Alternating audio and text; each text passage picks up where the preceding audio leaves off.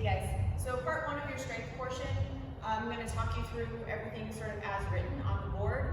But I know that as we start getting into like double kettlebell work and a bunch of different sizes and weights and of kettlebells and stuff, you guys don't always have the recommended weights.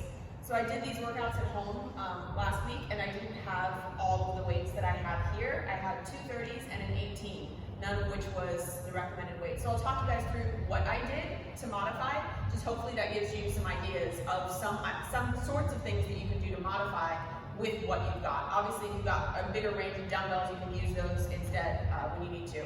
So first set is 3 rounds, 10 kettlebell squat deadlift combos. So it's going to be 2 movements for 1 rep. So I'm going to do like a sumo squat, back down, and then from here I'm going to go into my hip hinge or deadlift. So we'll start here, squat, deadlift, that would be 1. So 10 of those, then 10 on each side, squat and curtsy lunge. So I'm going to goblet rack this here, squat here, curtsy lunge here. I will say that sometimes this goblet rack gets a little bit much when we're doing 20 in a row. So if you needed to switch to a sumo grip hold here for this, and then I would probably bring it in front of the leg that's going back here.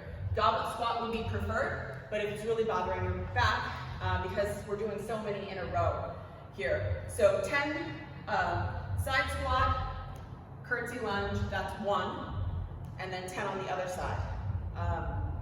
Make sure with those curtsies, we're not doing like a straight lunge. We're really trying to keep everything close together, so we're really working the outside of our legs. Then we've got 10 on each side, banded single leg deadlifts.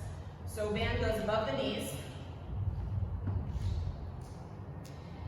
I'm going to put the kettlebell in the arm of the leg that's going back. This could very easily be a dumbbell. As my leg goes back, my head goes forward. Woo, that went too high. Obviously, you can only go so high with the band, but also as soon as my head stops going forward, that would be it for me. So I'm not going to try and like reach down any further than my range of motion will allow. 10 on each side. Banded single leg deadlifts. So what I did personally to modify this, I had 2 30-pound kettlebells. So my first set I did with double 30s. I did 2 30s, squat, and deadlift. So that was sort of my heavy set, because I knew the rest of it was going to need to be lighter. So then I went ahead and did my squat and curtsies with just 1 30-pound weight. Then for my banded single leg deadlifts, I went ahead and did that with the 18 rather than the recommended 10 or 15. So my weight was heavier. That was okay for me, so I just did that. But if you had a heavier weight at home, I might take the band off and go with the heavier weight. Or if you needed to drop weight, just do the band. Moving on to the next set. 3 rounds, kettlebell squat clean and wall sit hold. So from here, here's my squat clean. I clean it, and then I squat again. That's 1, 2. As soon as you're done, right to the wall, 45 seconds of wall sit hold, hands on the wall, knees at 90.